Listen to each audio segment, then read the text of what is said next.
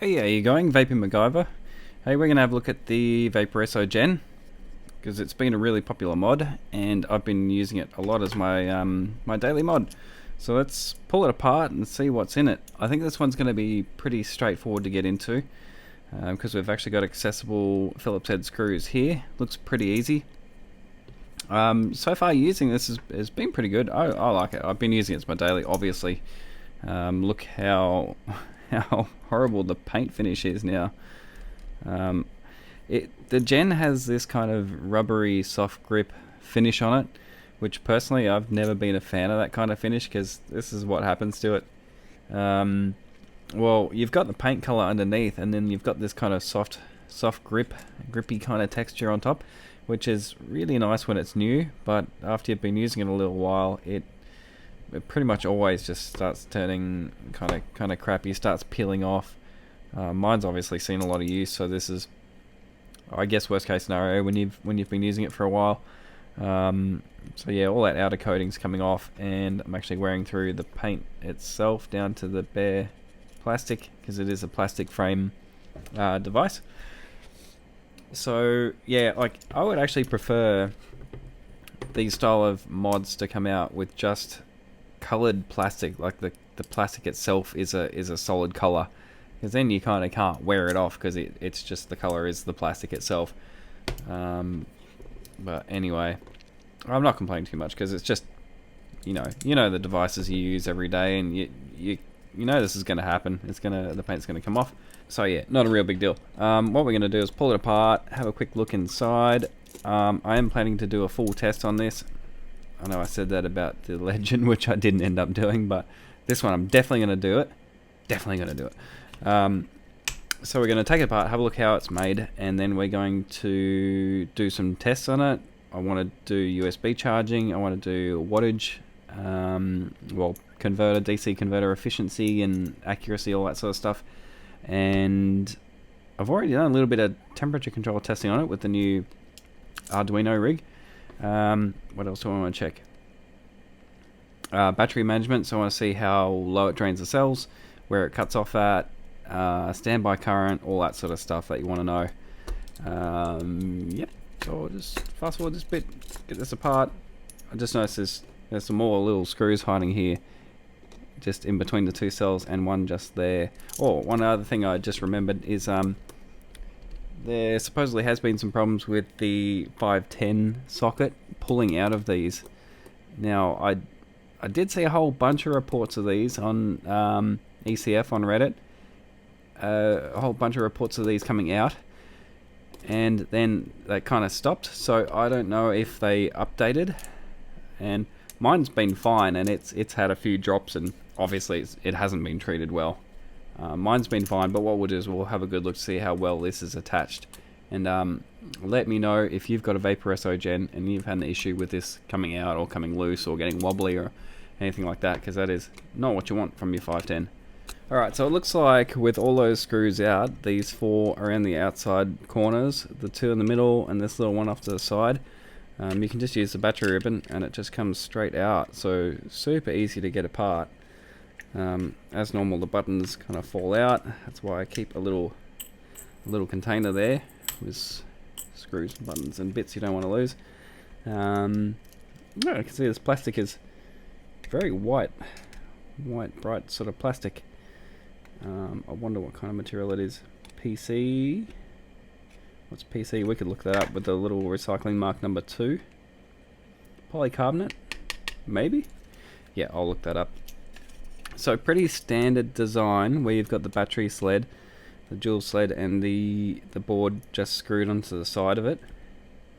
So it looks pretty standard. Now, I've had a pretty leaky tank on a few occasions, as witnessed by the mark of actually juice staining the top of the mod. And I know there has been a fair bit of juice get down into the 510. So that was one of the other things I was going to just check to see how much had gotten through, and it looks like none. Looks dry, super dry in here, which is good. And I actually spilt a lot. Bloody slide top tanks. I've got a Freemax Firelurk 2 and a a Vupu U-Force T1, both with slide top tanks, and anyone who's owned one and carries one around with them on a daily would know that that slide top will come open at some point and it will go all over your mod, all in your pocket, and it's a real pain in the ass, but I put up with it because it's so easy to refill. So it's kind of like, be careful with it, and I don't know, don't complain too much when it does leak a bit. It's a bit of a pain in the ass, especially if you're on your way to work or wearing something, you know, like you're going out for drinks and you've got something nice you're wearing and you just pour juice on your pocket. It's a complete nightmare. But anyway, so that's the tanks I've been using have definitely leaked over this mod, not just through the 510. It's been all over the front case, front buttons and screen and everything. And pretty happy to say there is literally not a drop of liquid inside, so that's really good. What have we got around these buttons? That's actually rubber. That's sort of a rubbery gasket kind of deal going on there. So that's nice around the buttons. Same as the fire button. Now the fire button itself is the same type of tactile switch as these other guys. Sometimes boards will use a bigger, like a heavier duty. I haven't got one on me. Oh yeah, I do. This guy here, which is a Geek Vape Nova board. They use a sort of a heavier duty tactile switch for the fire button, and then these little guys for the up down buttons, because you don't use those as often. Vaporesso have gone with the same button for the fire button, which is not a real big deal, I guess. It's probably going to outlast the mod anyway, but yeah, just something I noticed. Okay, let me look at the board. Doesn't look like it's got any conformal coating on the board, because it is, you know, it's just very dry. There's no sort of you know, kind of wet look you get when it's been coated. So yeah, no conformal coating. A conformal coating, by the way, is when they'll actually spray the board with a compound that sets on there, and it just helps to protect the components and solder joints and tracks and stuff like that. Just like a little bit extra protection from liquid or corrosion or anything like that. So it is good to see the boards having a conformal coating, but you know, if it's relatively well protected from the outside, then it's probably not too big a deal. But yep, another thing just noting. Of course, USB socket is the 90-degree style, which is not that great for strength. Just because obviously you've got this leverage action when you've got the cable plugged in. Got a cable here, so you know you gotta, well, depends if you want to charge your mod by USB. I've been charging this by USB for the last months, at least 3 months. We'll say 3 months plus. I've been charging this every night by USB. So it has had a lot of times plugged in and out. But you can see with that 90-degree style socket, you know, especially if you're vaping on it and you're moving it, it flexes. Then what happens is it will break off these little tabs, and this outer cage will break off. So they're not super strong. You do have to be careful with them. If you do have to vape on it, say you don't have a charger and you are just charging by USB and you plug it in to charge and it's dead, and you want to vape on it anyway, while it's charging, what I like to do is just have your hand under, so your finger's just under that plug, just so when you're lifting it up, it's not pulling down. So the weight of the cable, and obviously if the cable's starting to kind of stretch or get near, you know, getting tight, it'll start to pull that down and flex this socket. So I just kind of keep my finger under there and just give it some support, or you know, tilt it, just basically try to prevent that from wobbling, because that will eventually break your USB socket, and that sucks if you break that. We've got our little balancing wire there, which they're always tiny little wires. That's for balancing and monitoring. So it's a tap in between the series connections, so these are actually connected together. So you got your main positive connected together to the other battery, back to your main negative. And what it does is it takes tap off there to the board, and that gives you a reference voltage, so it can then tell the individual cell levels. Otherwise, all it would see would be the sum of the two, if it was only looking at just the positive and the negative. So there's the positive and the negative going from the sled to the board. They're pretty short, which is nice. They've got a little area for the cable to travel through, so it's kind of located. That's nice. It's got 200 degrees C written on it, so it's high. It's like a fairly high temperature jacket, maybe silicon jacket, which is nice. It's not overly thick. It's a pretty thin wire, really, but it is fairly short, so you can get away with having a thin wire if it's short, just because then it cuts down on the resistance and then cuts down on the voltage drop, so it's not a big deal. That negative wire has been kind of squished in there.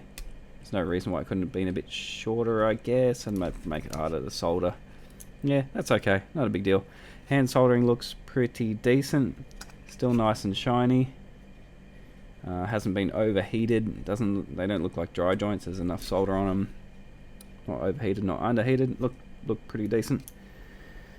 Yeah, it's all looking pretty standard. Pretty standard for a dual cell for construction. That kind of shape. Very similar inside. Now, here's the 510. And it's got a big block of something there. Looks like zinc metal, like a zinc alloy, like they commonly use. It's a bit tricky. There's a screw under there I can't really get to. Ooh, how did they put that in? Oh, well, they did it before they soldered it. Okay. So we'll just see if we can sneak that screw anyway. Ooh. Ooh. Oh, nasty.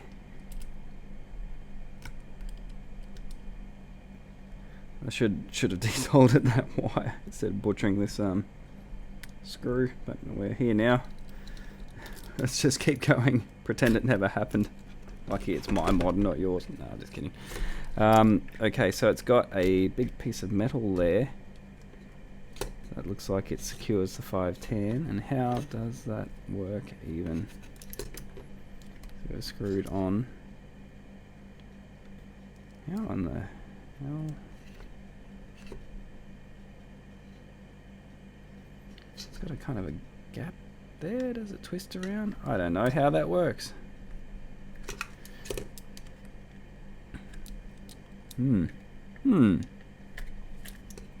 That's really tight. That piece of metal that's holding the 510 in, super tight. Even with the screws out, thing won't move. And I'm having a bit of a brain fade, but I can't seem to figure out how that's retaining it or how it pops out. Needless to say, it's solid. I don't think that's gonna be moving at all. Like, yeah, no, that's pretty secure. They might have redesigned this. So I wonder if there's oops, just broke that off. I wonder if there's a second version of this, of the Gen, where they updated this, and maybe I've got the second one they've updated. But that looks really solid. That little retainer. Yeah, big chunky bit of metal there, so that's nice. I don't think I'm even going to bother putting that center screw back in, because, like, it's not going to come out, I don't think. Yeah, so if you're buying a new Gen, I probably wouldn't be too worried about the reports of 510s pulling out. I haven't seen any recent reports on the forums, and if this is the updated one, it's pretty solid. Yeah, I wouldn't worry too much. Looks good. So the wires to the 510 are the same type of wires that they use on the battery there. Feel like a soft kind of silicon jacket, 200C rated. 18 gauge is written on it, which is pretty skinny, really. Pretty skinny. They probably could have gone a little bit thicker, but I mean, in the scheme of things, as I said, they're short. It's not going to make too much of a difference. None that you're going to notice when you're using it anyway. So let's get the board out. What we're going to do, yeah, just pop these screws out. We'll flip it over and have a look. Might have to desolder something to get the board to flip over.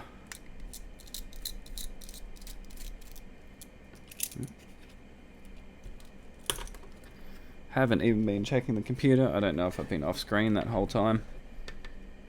I hope it's not doing its stupid auto-focusing shenanigans like it did last time.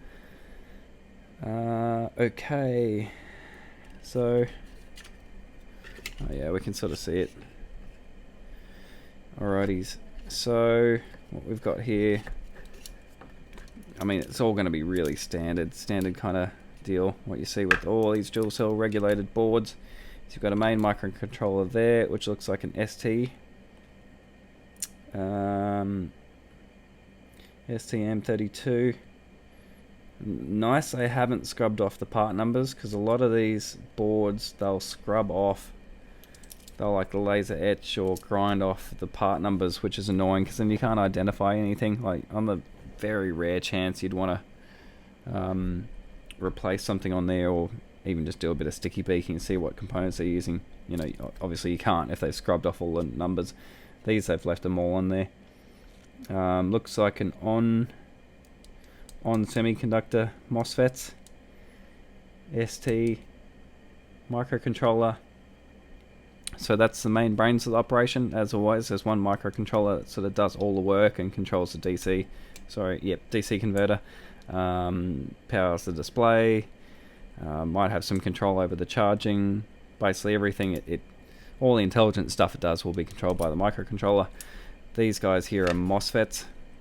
So these guys will be part of the synchronous DC converter, or switch mode converter. That guy down there might be reverse polarity, because these will be in pairs for the synchronous DC converter, the buck converter. I don't know if it's buck or boost or both in this board. Sorry, can't remember. It's boost if it goes above the input voltage, but we'll test that later. And part of that whole circuit, of course, is the inductor, big inductor there, and some capacitance. And down here will be, well, I'm off the screen. Bloody hell. Down here will be circuitry for the USB charging. That guy there will be an inductor. Because you've got 5 volts coming in from the USB, and the cells are always charged in series, and then balance with that little wire, but primarily charged in series. So the charge circuit has to be able to boost up to 8.4 volts, and obviously you've got 5 volts coming in, so 8.4 being higher than 5, you have to have a boost converter, which means in this case it is a boost DC switch mode converter. And for that you'll need some transistors and an inductor, which is that guy there. It's a little bit hard to see. Yeah. So that guy there, inductor. Maybe that guy there is one of the switching transistors in the DC converter for the charging, and probably some other control here. Or it doesn't seem to be any. It doesn't look like there's any other multi-pin IC. Oh, maybe there is down in the corner there. Maybe this guy down here. Yeah, it's a bit hard to tell. I do often try to look up these numbers, but they half the time you don't get any search results, so it's very hard to identify what component's doing what. Yeah, okay. Yeah, pretty decent looking board. All pretty nice. There's not really leftover flux. It's very clean. I don't see any solder balls, which is good. Sometimes you get there's one just sitting here actually.